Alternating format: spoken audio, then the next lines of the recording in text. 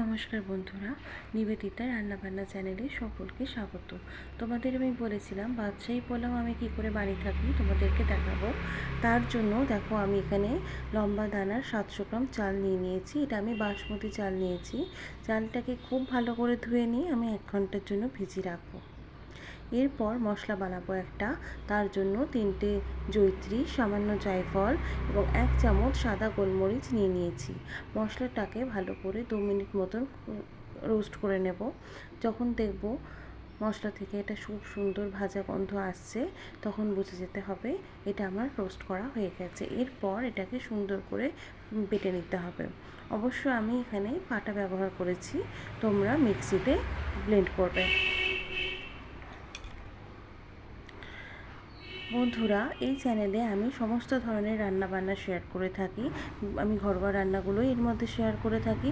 তোমাদের যদি আমার রান্নাগুলো ভালো লেগে থাকে তবে লাইক, ফলো এবং সাবস্ক্রাইব করে অবশ্যই আমার সঙ্গে থেকো এবং তোমাদের মতামত আমাকে কমেন্ট বক্সে অবশ্যই জানিও। পর আমি এখানে লম্বা দানার কিছু কিশমিশ জলে ভিজিয়ে রেখেছিলাম, কিছু কাজু ভিজিয়ে রেখেছিলাম এবং কয়েকটা আলমন্ডস ভিজিয়ে রেখেছি। আলমন্ডস থেকে আমি যখন ভেজা হয়ে যাবে তারপর আমি এখানে খোসা ছাড়িয়ে নেব। আর দেখো কয়েকটা চেরি ফল নিয়েছি। চেরির ভেতর থেকে একটা দানা থাকে, সেই দানাটাকে আমরা ফেলে দেব। তারপর এটাকে 4 ফালি করে কেটে নেব। বাদশাহী পোলাওয়ের নাম বাদশাহী বটে। তারপর আমি এখানে একটা বাটির মধ্যে 4 টেবিল চামচ দুধ নিয়েছি। তারপর এর মধ্যে হাফ পিঞ্চ মতন কেশর নিয়েছি এবং খুব সামান্য ফুড কালার অ্যাড করেছি। কেশরটা নিলে পোলাওয়ের ফ্লেভারটা খুব সুন্দর আসে। এটা একটা মোগলাই রান্না, তাই এর মধ্যে গোলাপ জল এবং কেওড়া জল ব্যবহার করতে হবে। এরপর এই দুধের মধ্যে এই ফুড কালার আর কেশর সুন্দর করে মিশিয়ে নেওয়ার পরে খুব সামান্য পরিমাণে গোলাপ জল একটু অ্যাড করে নেব।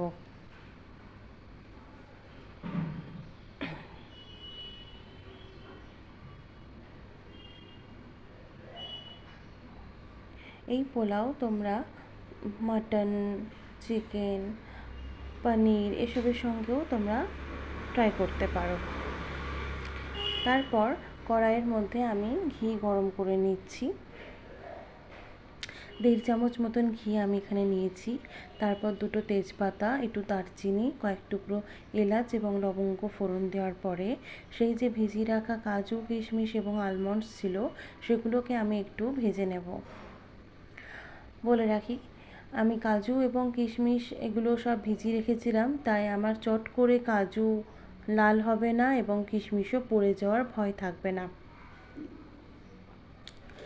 সমস্ত কিছু খুব সুন্দর করে নাড়াচাড়া করে নেব। এরপর এর মধ্যে আমি খুব সামান্য কেশর একটু অ্যাড করে নেব। আমার স্টাইলে বাদশাহী পোলাও তোমরা রান্না করে দেখো, আশা করি তোমাদেরও খুব ভালো লাগবে। এরপর আমি এখানে 1 চামচ কেওড়া জল দেব আর দেব 1 চামচ গোলাপ জল। সব কিছু খুব ভালো করে নাড়াচাড়া করে নিতে হবে। ততক্ষণে আমি কিন্তু ভাতটা 80% সেদ্ধ করে নিয়েছি চালটা, এবং তার থেকে আমি 1 কাপ মতন 1.5 কাপ মতন চাল আমি রাইস আমি আলাদা পাত্রে সরিয়ে নিয়েছি। ওটাই আমি জর্দা বানাবো, তোমাদের আমি আর দেখালাম না। এই দেখো আমি সেই যে দুধটা বানিয়েছিলাম সেটা ভাতের মধ্যে দিয়ে সুন্দর করে নাড়ি চাড়িয়ে নিচ্ছি। এটাই হলো আমার জর্দা। বলে রাখি, আমি যখন চালটা করছিলাম তখন এর মধ্যে আমি লবণ দিয়েছিলাম আর দিয়েছিলাম একটু চিনি। আমি জলের মধ্যে একটু চিনি দিই রাইস বানানোর জন্য, তাহলে আমার মনে হয় টেস্টটা ভালো লাগে। সেই যে বানিয়ে রাখা মশলাটা সেটা আমি লেয়ারিংয়ের জন্য ব্যবহার করব। আমি একটা পাত্রে একটু ছড়ানো পাত্র নিয়েছি। প্রথমে কিছুটা রাইস নিয়েছি, তারপর ওই গুঁড়ো মশলাটি এর মধ্যে দিয়ে নিলাম। তারপর কিছু চিনি দিয়ে দিয়েছি, অবশ্য আমি চিনির আগেও ব্যবহার করেছি। তারপর সে ভেজে রাখা বাদাম, সামান্য একটু ঘি এর মধ্যে প্রথম লেয়ারিংয়ের জন্য আমি দিয়ে দিলাম।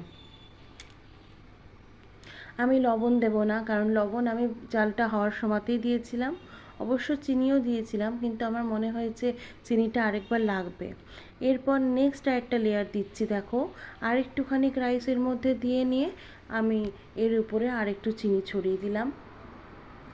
এরপর একইভাবে সেই যে মশলাটা, পোলাওয়ের যে মশলাটা বানিয়ে রেখেছিলাম সেই মশলাটা এর মধ্যে ছড়িয়ে দিলাম।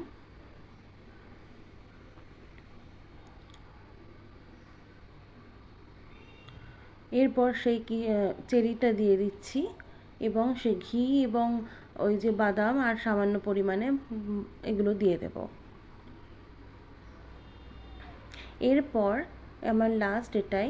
এরপরে আমি সেই জর্দাটা যেটা বানিয়ে রেখেছিলাম সেটা এর মধ্যে সুন্দর করে দিয়ে নিচ্ছি। তোমাদের হয়তো অসুবিধে হবে, আসলে আমি ভিডিওটি নিজে নিজে করে থাকি, তাই তোমাদেরকে খুব ভালো করে ভিডিওটি বানাতে দেখাতে পারছি না। আমি একটা হাত দিয়েই ক্যামেরাটা ধরে থাকি তো। আচ্ছা দেখো, আমি সেই জর্দাটা পুরো ভাতের ওপরে ছড়িয়ে দিয়েছি।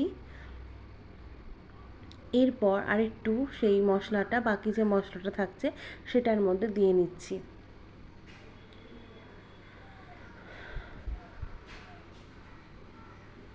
এরপরে আর বাকি যে চেরিটা থাকছে সেটার মধ্যে গার্নিশের জন্য দিয়ে নিচ্ছি,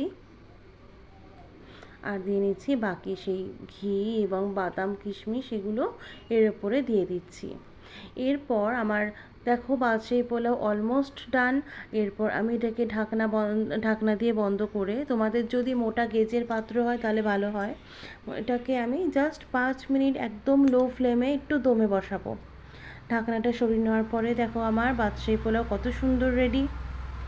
দেখো আমার বাদশাহী পোলাও, তোমরা বানাও এবং আমাকে অবশ্যই জানাও কেমন হয়েছে।